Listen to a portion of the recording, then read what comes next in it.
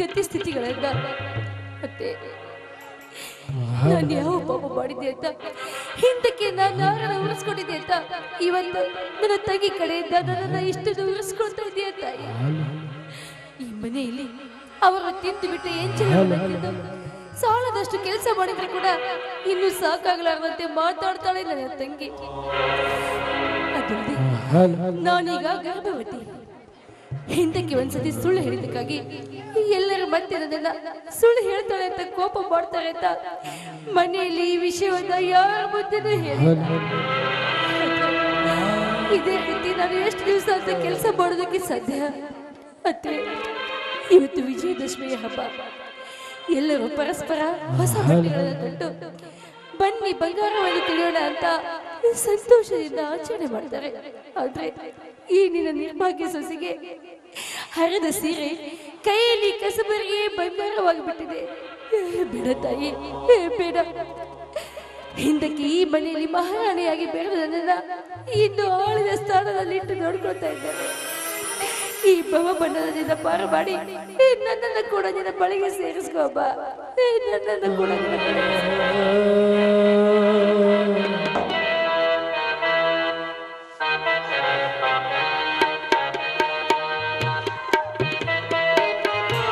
ಅದಕ್ಕೆ ಯಾಕಮ್ಮ ಕಣ್ಣೀರು ಸುರಿಸಿಕೊಳ್ಳುತ್ತಾ ಕಸ ಹೊಡೆಯುತ್ತಿರುವಲ್ಲ?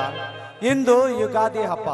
ಸಂತೋಷ ಭರಿತಳಾಗಿ ಕುಳಿತುಕೊಳ್ಳೋದನ್ನು ಬಿಟ್ಟು ದುಃಖಿತಳಾಗಿ ಕಸ ಹೊಡೆಯುತ್ತಿರಲ್ಲಮ್ಮ. ಕಣ್ಣೀರ ಇಲ್ವಲ್ಲ, ಅದು ಕಣ್ಣಲ್ಲಿ ಏನೋ ಕಸ ಬಿದ್ದಿತ್ತು, ಅದನ್ನೇ ಒರೆಸ್ಕೊತಾ ಇದ್ದಪ್ಪ. ಸಾಕು ಬಾಡಪ್ಪ, ಈ ನಿನ್ನ ಕಂಬನಿಗಳಿಂದಲೇ ಗೊತ್ತಾಗುತ್ತದೆ ದುಃಖಿತಳಾಗಿ ಕೂಡುವ ಸಮಯ ಹೋಯಿತು. ಅರ್ಜುನ ಕೌರವರನ್ನು ಗೆದ್ದು ಬಂದಿದ್ದು ಇದೇ ದಿನ. ಅತ್ತಿಗೆ, ಈ ನಿನ್ನ ಮೈದುನ ನೌಕರಿ ಪಡೆದುಕೊಂಡು ಬಂದಿನ ಅತ್ತಿಗೆ. ತೆಗೆದುಕೊಳ್ಳಮ್ಮ ಈ ಬಂಗಾರಮಯವಾದ ಪತ್ರಿಕೆಯನ್ನು, ತೆಗೆದುಕೊಂಡು ಹರಸಮ್ಮ, ಜಯಶಾಲಿಯಾಗು ಎಂದು. ನಿನಗೆ ನೌಕರಿ ಸಿಗ್ತೀನಪ್ಪ? ಯಾವ ನೌಕರಿಯಪ್ಪ ಅದು? ರೈತ ರಾಷ್ಟ್ರದ ಬೆನ್ನೆಲುಬು ಎಂಬಂತೆ ಶಿಕ್ಷಕ ರಾಷ್ಟ್ರದ ರಕ್ಷಕ ಎನ್ನುವ ಶಿಕ್ಷಕನ ನೌಕರಿ ಸಿಕ್ಕಿದೆ ಅತ್ತಿಗೆ. ಅತ್ತಿಗೆ, ನಾನು ಹಿಂದೆ ಡ್ಯೂಟಿಗೆ ಹೋಗಬೇಕಾಗಿದೆ ಅತ್ತಿಗೆ. ಇನ್ನ ಮೇಲೆ ನಿನ್ನ ಮತ್ತು ಅಣ್ಣನನ್ನು ಹೂವಿನ ಹಾಗೆ ನೋಡಿಕೊಳ್ಳುತ್ತದೆ ಅತ್ತಿಗೆ. ಸಂತೋಷ ಆಯ್ತಪ್ಪ, ತುಂಬಾ ಸಂತೋಷವಾಯ್ತು. ಶಿಕ್ಷಕನಾಗಿ ರಾಷ್ಟ್ರದ ರಕ್ಷಕನಾಗು. ತಾಪ ಪತ್ರೆಯಲ್ಲ, ಇಷ್ಟು ದಿವಸ ನಮಗಿಂತ ಕಷ್ಟವೆಲ್ಲವೂ ಪರಿಹಾರವಾಯಿತು. ತಾಪ, ನಿನ್ನ ಕೈಯಲ್ಲಿರೋ ಹೂ ಪತ್ರೆ ಇಲ್ಲ.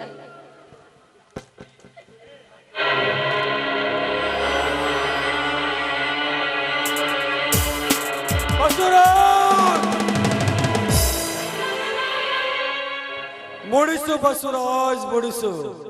ನಿನ್ನ ಮನ ತೃಪ್ತಿಯಾಗುವವರೆಗೂ ಮುಡಿಸು. ಏಕೆ ತೆಗೆದುಕೊಂಡು ಬಂದಿದ್ದನ್ನು ನೆಲಕ್ಕೆ ಎಸೆದೆ? ಅಣ್ಣ, ಹೀಗೇಕೆ ಚೀರುತ್ತಿರುವೆ? ಬಸವರಾಜ, ಸುಂದರ ಕರು ನೀನೆಂದು ತಿಳಿದು ನನ್ನ ಸರ್ವಸ್ವವನ್ನೇ ದಾರಿ ಎರೆದು ನಿನ್ನನ್ನು ಜೋಪಾನ ಮಾಡಿದೆ.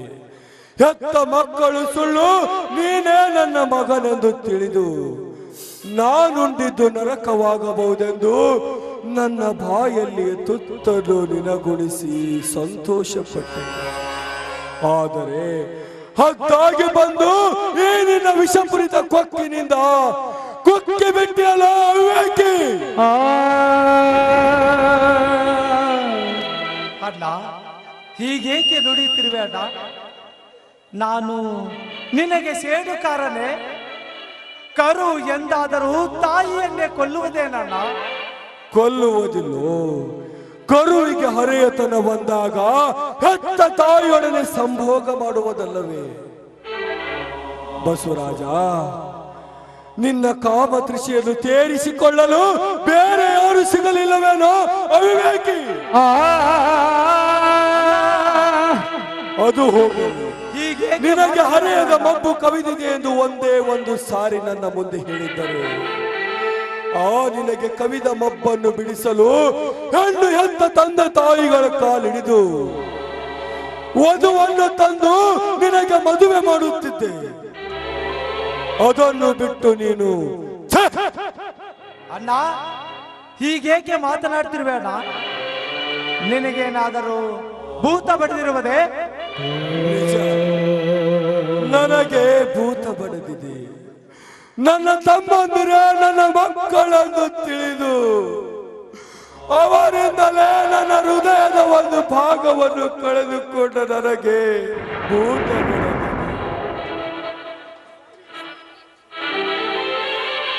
ದಯವಿಟ್ಟು ಈ ರೀತಿ ಮಾತಾಡ್ಬೇಡ್ರಿ. ಮಗನೊಂದಿಗೆ ಸರಸ ಮಾಡಿದ ಕೈಯಾಳಿ ಅಂತ ಮಾತಾಡ್ತಾ ಇದ್ದೀರಲ್ಲ, ಇದಕ್ಕೆ ನಿಮ್ಮ ಮನಸ್ಸಾಕ್ಷಿ ಆದ್ರೂ ಒಪ್ಪೋದಿಲ್ವೇ?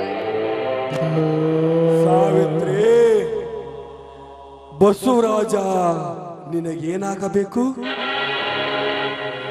10 ತಿಂಗಳು ಹೊಟ್ಟೆಯಲ್ಲಿಟ್ಟು 10 ಹೆತ್ತ ತಾಯಿ ನಾನಾಗದೇ ಇದ್ರೆ ಕೂಡ ನನ್ನ ಕೈ ತುತ್ತು ಮಾಡಿ ತಿನ್ನಿಸಿ ಉಳಿಸಿ ಬೆಳೆಸಿ ದೊಡ್ಡವನಾಗಿ ಮಾಡಿದ ಈ ಬಸವರಾಜ ನನ್ನ ಹಿರಿಯ ಮಗ ಕಣ್ರಿ, ನನ್ನ ಹಿರಿಯ ಮಗ. ಈ ನನ್ನ ಮೈದನ ಬಸವರಾಜ. ಮುಚ್ಚು ಬಾಯಿ, ಜಾರತನದ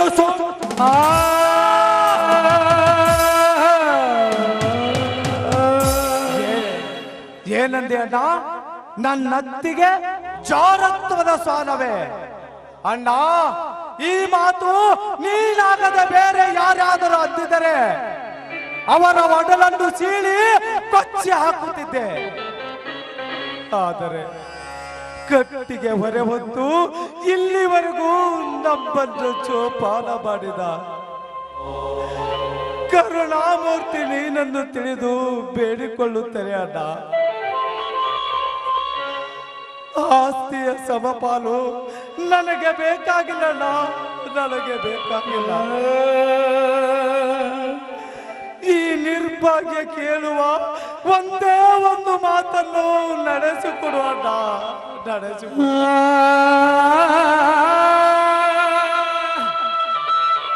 ಗಂಡ ಹುಚ್ಚಲಾದರೂ ಪತಿ ಭಕ್ತಿಯೇ ಪರದೈವ ಎಂದು ತಿಳಿದು ಪತಿ ಪೂಜೆ ಮಾಡಿ ಪರಮೇಶ್ವರನನ್ನೇ ಒಲಿಸಿಕೊಂಡ ರೆಡ್ಡಿ ವಂಶದ ಕಳಶ ಹೇಮರೆಡ್ಡಿ ಮಲ್ಲಮ್ಮನ ಪ್ರತಿರೂಪವೇ ಈ ನನ್ನ ಅತ್ತಿಗೆ. ಗಂಡ ಸತ್ತಾಗ ಸಾಕ್ಷಾತ್ ಯಮಧರ್ಮನನ್ನೇ ಹಿಂಬಾಲಿಸಿ ಹೋಗಿ ಗಂಡನ ಪ್ರಾಣವನ್ನು ಮರಳಿ ಪಡೆದ ಸತಿ ಸಾವಿತ್ರಿಯಂತೆ ಪತಿ ಭಕ್ತಿ ಉಳ್ಳವರು ಈ ನನ್ನ ಅತ್ತಿಗೆ. ಇಂಥವರಿಗೆ ಚಾರಣಿ ಎಂದು ಕರೆಯಬೇಡ,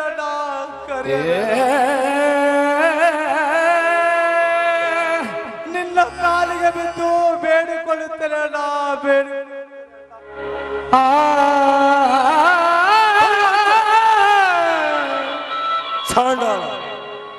ಜಾರಣಿ ಎಂಬ ಶಬ್ದ ಹೊತ್ತ ಈ ಗಯ್ಯಾಳಿಯು ಹೇಮರೆಡ್ಡಿ ಮಲ್ಲಮ್ಮನೂ ಅಲ್ಲ, ಸತಿ ಸಾವಿತ್ರಿಯೂ ಅಲ್ಲ.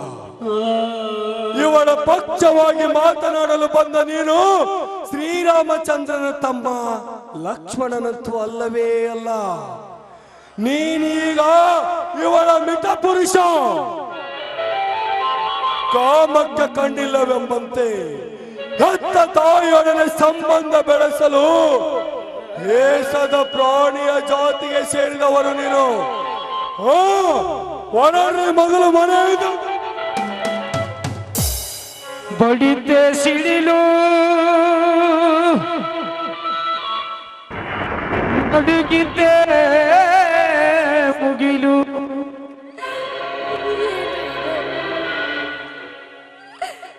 ಹೆತ್ತ ಮಗಳೊಂದಿಗೆ ಸರಸ ಮಾಡುವ ಕೈಯಾಳಿ ಅಂತ ನುಡಿತಾ ಇದ್ದೀರಲ್ಲ, ಇದಕ್ಕೆ ನಿಮ್ಮ ಆತ್ಮಸಾಕ್ಷಿ ಅಂದ್ರೆ ಒಪ್ಪೋದೇನ್ರಿ?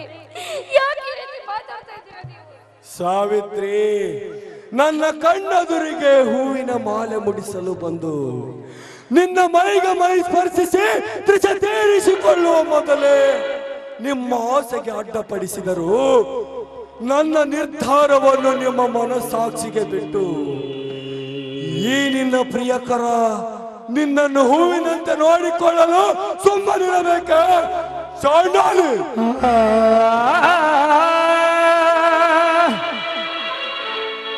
ಸೋಬಿ, ಮೈದನ ನಾಡಿದ ಒಂದೇ ಒಂದು ಮಾತಿಗಾಗಿ ನೀವು ಇಷ್ಟೊಂದು ವೈದ್ಯರಾಗಿ ಹೋದ್ರಿ.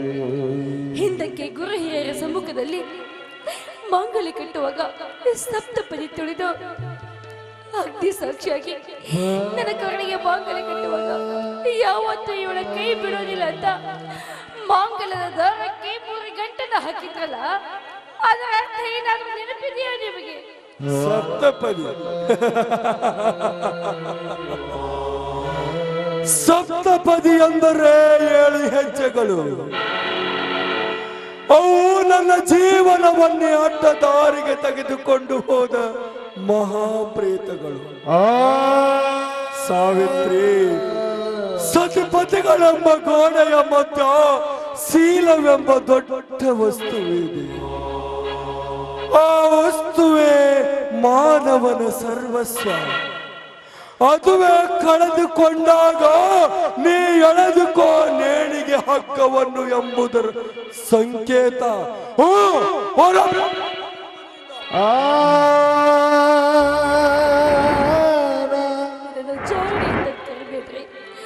ಸ್ವಾಮಿ, ಶೀಲವೇ ನನ್ನ ಜೀವ. ಶೀಲವನ್ನು ಕಳೆದುಕೊಂಡ ಹೆಣ್ಣು ಒಡಕು ಗಡಿಗೆ ಇದ್ದಂತೆ, ಯಾತಕ್ಕೂ ಬರದು. ನನ್ನ ಮಾತನ್ನ ನಂಬ್ರಿ, ದಯವಿಟ್ಟು ನನ್ನ ಮಾತನ್ನ ನಂಬಿಸು.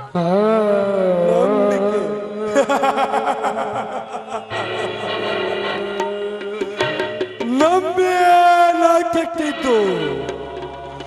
ನಂಬಿಕೆ ಅಣ್ಣನ ಹೆಂಡತಿ ತಮ್ಮಳನ್ನು ತಿಳಿಯದೆ ಕಾಮತೃಷ ತೀರಿಸಿಕೊಳ್ಳಲು ಪ್ರಚೋದಿಸಿತು. ಅದೇ ನಂಬಿಕೆಯೇ ಮೈದುನನನ್ನು ಮಿತ ಪುರುಷನಾಗಿ ಮಾಡಿಕೊಂಡಿದ್ದು. ನಂಬಿಕೆ ನನ್ನನ್ನು ಆತ್ಮಹತ್ಯೆ ಮಾಡಿಕೊಳ್ಳುವ ಪರಿಸ್ಥಿತಿಗೆ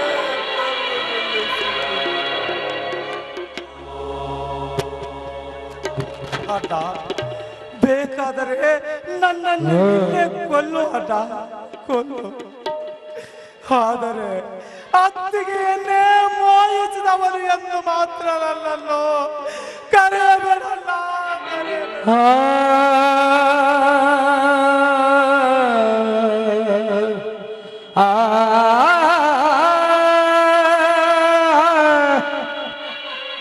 ಅಣ್ಣನೆಂದು ನುಡಿಯಬೇಡೋ ಕಟುಕ. ಸಾವಿತ್ರಿ, ಹೊರಡು ನಿನ್ನ ಮಿತ ಪುರುಷನೊಂದಿಗೆ. ಅಣ್ಣ, ಸಾಕು ಮಾಡು, ನೀಚರಂತ ನುಡಿಯಬೇಡ. ಹೊರಡ್ರಿ ಮೊದಲು ಮನೆಯಿಂದ.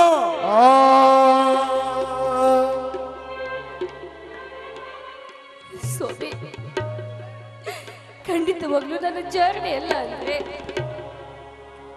ಸ್ವಾಮಿ, ಇಂಥ ಕರ್ಣ ಕಟ್ಟೋರ ಮಾತುಗಳನ್ನಾಡೋದಕ್ಕಿಂತ ನನ್ನ ಕತ್ತನೆ ಹೆಚ್ಚಿಗೆ ಕೊಂದಾಕ್ಬೇಡಿ. ನನ್ನ ಕತ್ತನೆ ಹೆಚ್ಚಿಗೆ ಕೊಂದಾಕ್ಬೇಡಿ.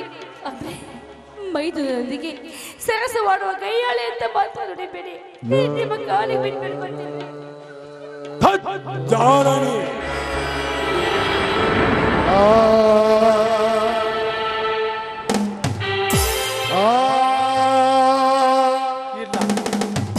ಇಲ್ಲ, ನೀನು ನನ್ನ ಶಂಕರಲ್ಲ, ದೇವ ಮಾನವ ಎಂದು ತಿಳಿದುಕೊಂಡಲು ಅದು ತಪ್ಪು ಶಂಕರ್, ತಪ್ಪು. ತಂದೆ ನಿನಗೆ ಶಂಕರ್ ಎಂದು ಹೆಸರಿಟ್ಟು ತಪ್ಪು ಮಾಡಿದ್ದಾರೆ. ನಾಯಿಯಂತೆ ಬೊಗಳ್ತಿಯಲ್ಲ, ಇದೇನಾ ನೀ ನನ್ನನ್ನು ಬೆಳೆಸಿದ?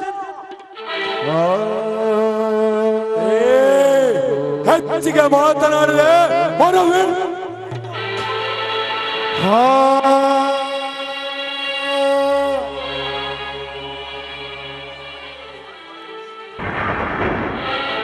ಸೋಬೆ, ಹೋಗು ಅಂದ್ರೆ ನಾನು ಎಲ್ಲಿಗೆ ಹೋಗ್ಲಿ?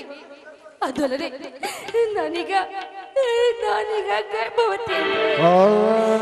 ಗರ್ಭವತಿ ಗರ್ಭವತಿ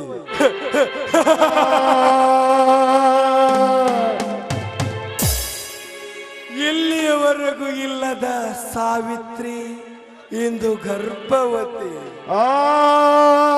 ಬಸವರಾಜ, ಚೆನ್ನಾಗಿ ಬಿತ್ತಿರುವೆ ವಿಷದ ಬೀಜವನ್ನು. ನೀ ಬಿತ್ತಿದ ವಿಷದ ಬೀಜ ಮೊಳಕೆಯೊಡೆದು ಬೆಳಗುತ್ತಿದೆ ಇವಳ ಒಡಲಲ್ಲಿ. ಏ ಸಾವಿತ್ರಿ, ನಿನಗೆ ಮಕ್ಕಳಾಗದಿದ್ದರೆ ಈ ಸಮಾಜ ನಿನ್ನನ್ನು ಬಂಜೆ ಎಂದು ಕರೆಯುತ್ತದೆ ಎಂದು ಈ ರೀತಿ ಮೈದನೊಡನೆಲ್ಲೇ ಹೊಡೆದು ಪಾಪದ ಪಿಂಡವನ್ನು ಧರಿಸಿದೆಯೋ ಚಾಂಡಾಲ?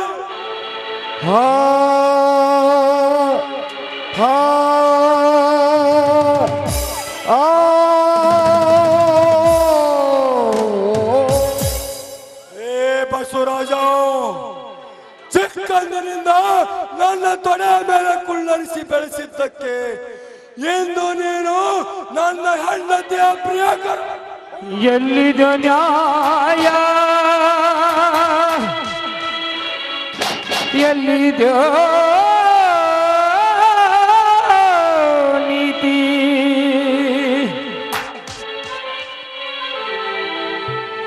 ಕಲಿಗರ್ಭದಲ್ಲಿ ತೋರುತ್ತಿದೆ ನ್ಯಾಯ ಎಲ್ಲಿದೆ? ಗರ್ಭದಲ್ಲಿ ಹೋಗುತ್ತಿದೆ ಮತ್ಸರದ ಮಾಪೂರ ಮುತ್ತಿಯುವುದು ಸುತ್ತೆಲ್ಲ.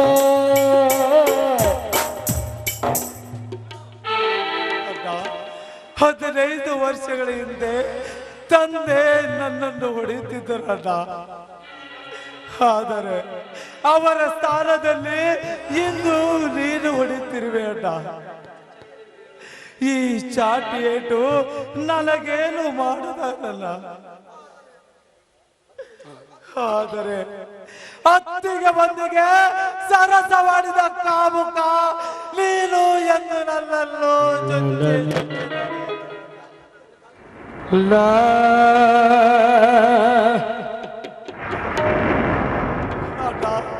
ನಿನ್ನ ಕಾಲಿಗೆ ಬಿದ್ದು ಬೇಡಿಕೊಳ್ಳುತ್ತೇನೆ.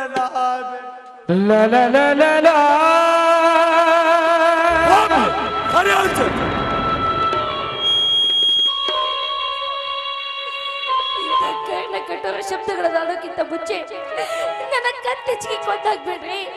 ಸುಮಂಗಲಿಯಾಗಿ ಸಾವನ್ನಪ್ತೀನಿ.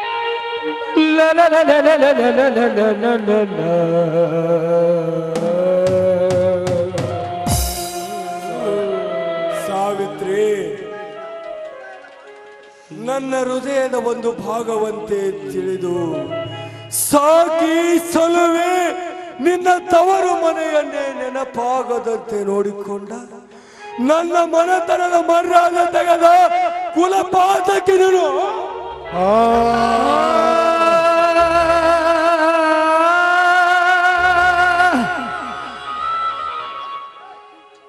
ಸ್ವಾಮಿ,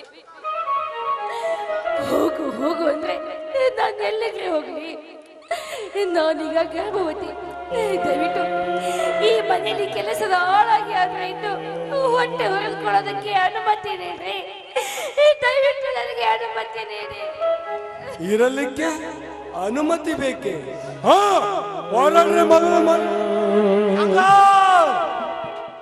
ಸಾಕು ಮಾಡು ಈ ನಿನ್ನ ನೀಚಕ. ಸಾಕು ಮಾಡು ಈ ನಿನ್ನ ರಾಕ್ಷಸಿ ಕೃತ್ಯವನ್ನು. ಪರಮ ಪವಿತ್ರತೆಯರ ನೀನೆತ್ತಿದ ಚಾಟಿ ಅದು ಚಾಟಿ ಆಗದೆ ನಿನ್ನ ಮುಂಬಾಳಿಗೆ ಎಚ್ಚರಿಕೆ. ಸರ್ಕಾರ್, ನನ್ನ ಮೇಲೆ ಎತ್ತಿದ ಚಾಟಿ ಏಟು ನನ್ನ ಅತ್ತಿಗೆ ಮೇಲೆ ಎತ್ತಿದರೆ ನಿನ್ನ ಮಾಂಸ ಖಂಡಗಳನ್ನು ಅಣು ಅಣುವಾಗಿ ಕತ್ತರಿಸಬೇಕಾದಿತ್ತು. ಜೋಕೆ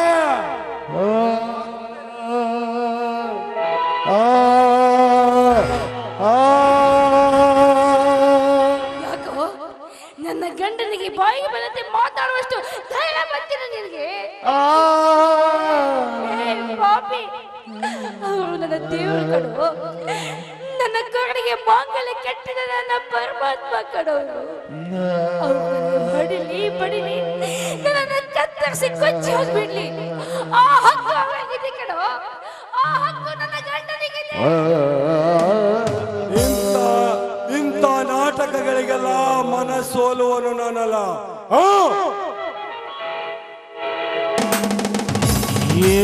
ಮತ್ತೆ ಮರು ಮದುವೆಯಾಗಿ ಎಲ್ಲಿಯಾದರೂ ಸುಖವಾಗಿರಿ.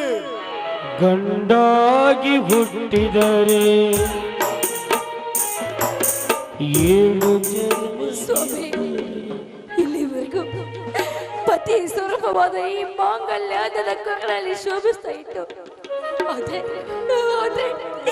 ನೀವು ಜೀವಂತ ಬದುಕಿರುವಾಗ್ಲೇ ಆ ಮಾಂಗಲ್ಯ ಸೂತ್ರವನ್ನ ಕಸ್ಕೊಂಡ್ಬಿಟ್ರಲ್ಲ. ಇನ್ನು ಮುಂದೆ ನನ್ನ ಗತಿ ಏನ್ರಿ? ಇನ್ನು ಮುಂದೆ ನನ್ನ ಗತಿ?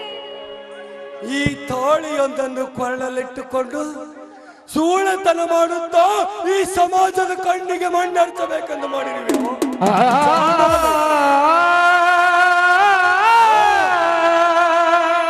ಹೊರಟು ಹೋಗಲಿಲ್ಲ. 7 ಜನ್ಮ ಇದ್ದರೆ ಇದಕ್ಕೆಂದಿಗೂ ಎಡೆ ಮಾಡಿಕೊಳ್ಳಲಾರೆ. ಎಲ್ಲೋ ನೀಚ, ಎಲ್ಲಿವರೆಗೂ ನಾನು ಸುಮ್ಮನಿದ್ದೆ. ಈಗ ಮಾಂಗಲ್ಯ ಕಿತ್ತುಕೊಂಡಿರುವೆ. ನಾನು ಹೇಳುವ ಮಾತನ್ನು ನೆನಪಿನಲ್ಲಿಟ್ಟಿಕೋ. ನೀನು ಹರಿದುಕೊಂಡ ತಾಳಿ ಕೇವಲ ಶಾಶ್ವತ. ಮುಂದೆ ನಿನ್ನ ರಕ್ತದಿಂದ ಹುಟ್ಟುವ ಮಗು ಈ ತಾಯಿಯ ಗರ್ಭದಲ್ಲಿ ಮನೆ ಬಿಟ್ಟು ಹೊರಟಿದೆ. ಮುಂದೆ ನಿನ್ನ ಮಗುವಿನೊಂದಿಗೆ ಬಂದು ಈ ನೊಂದ ತಾಯಿಗೆ ನಿಮ್ಮಿಬ್ಬರ ಪುನರ್ವಿವಾಹ ಮಾಡದೆ ಹೋದರೆ ನನ್ನ ಹೆಸರು ರಾಮಜ್ಜನ ಮಗ ಬಸವರಾಜನೇ ಅಲ್ಲ. ಒಂದು ವೇಳೆ ನಾ ಮಾಡಿದ ಶಪಥನ್ನು ಪೂರೈಸದೆ ಹೋದರೆ ಈ ಸಮಾಜ ಚಪ್ಪಾಳೆ ತಟ್ಟಿಲಾಗಲಿ. ಬರುತ್ತೇನೆ ಸರ್ಕಾರ. ನಿನ್ನ ಮಗುವಿನೊಂದಿಗೆ ಬಂದು ನಿಮ್ಮಿಬ್ಬರನ್ನು ಮದುವೆ ಮಾಡಿ ಈ ನೊಂದ ತಾಯಿಗೆ ತಾಳಿ ಕಟ್ಟಿಸಿ ಮಗ ತಂದ ಮಾಂಗಲ್ಯ ಮಗ ತಂದ ಮಾಂಗಲ್ಯ ಮಗ ತಂದ ಮಾಂಗಲ್ಯ ಮಗ ತಂದ ಮಾಂಗಲ್ಯ ಎಂದು ಸಾಬೀತುಪಡಿಸುತ್ತೇನೆ.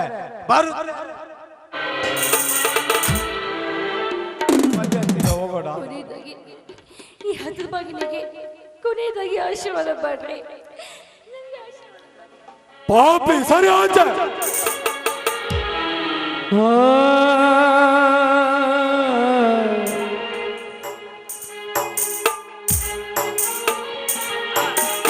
ಏಳು ಜನ್ಮ ಇದ್ದರೆ ಗಂಡಾಗಿ ಹುಟ್ಟಿದರೆ 7 ಜನ್ಮ ಇದ್ದರೆ ಗಂಡಾಗಿ ಹುಟ್ಟಿದರೆ ಶಿವನಲ್ಲಿ ಕೇಳುವುದು ಒಂದೇ, ಧರ್ಮ ಪತ್ನಿ ನೀನಾಗು ಎಂದೇ.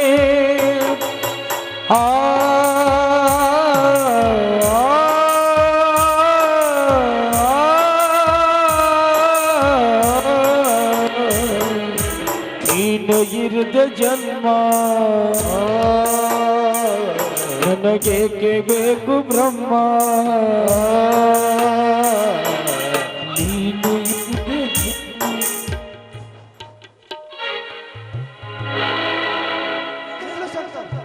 ಏಕೆ ಹೆಂಡತಿಯ ತಮ್ಮನೊಂದಿಗೆ ಪ್ರೇಯಸಿ ಗರ್ಭದೇವ ಸುದ್ದಿ ಊರಿನಲ್ಲಿ ಕಾಳ್ಗಿ ನಿಲ್ಲಿಸುತ್ತಾ ಇದ್ದಾರೆ.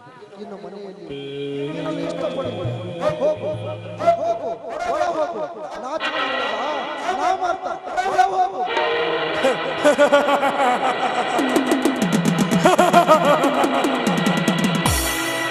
ಹೌದು, ನಾನೊಬ್ಬ ನಾಮರ್ಥ.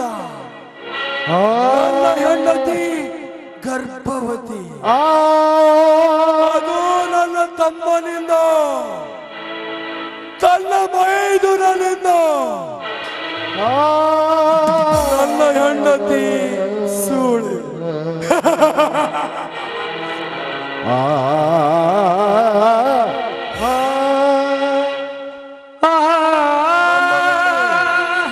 ನಂಬಬೇಡಿ, ಯಾರನ್ನು ನಂಬಬೇಡಿ. ನಂಬಿಸಿ ವಿಷ ಕುಡಿಸುವ ಈ ಕಲಿಕಾಲದಲ್ಲಿ ಯಾರನ್ನು ನಂಬಬೇಡಿ. ಗೆಳೆಯನ ಹೆಂಡತಿ ಚೆಲುವೆ ಇದ್ದರೆ ಛಲದಿಂದ ಕೆಡಿಸುತ್ತಾರೆ. ಅಣ್ಣನ ಹೆಂಡತಿ ಪ್ರೀತಿಯಿಂದ ಇದ್ದರೆ ಮೋಸದಿಂದ ಮೋಹಿಸುತ್ತಾರೆ. ಇದು ಮೋಜಿನ ಆಟ, ಇದು ಮೋಜಿನ ಆಟ.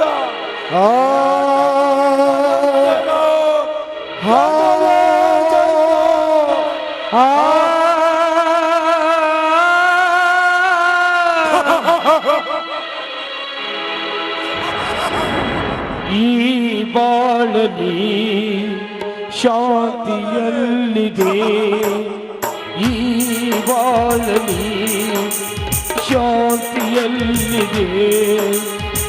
ಬಿರುಗಾಳಿಯೇ ಬೀಸಿದೆ, ಓ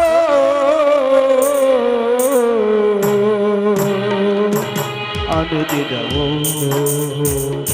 ಸಂತೋಷವ ಹುಡುಕುತ್ತೀ ನಾ ಸೋತನೆ. ಅನುರಾಗವೇ ಮುಳ್ಳಾಯಿತೆ,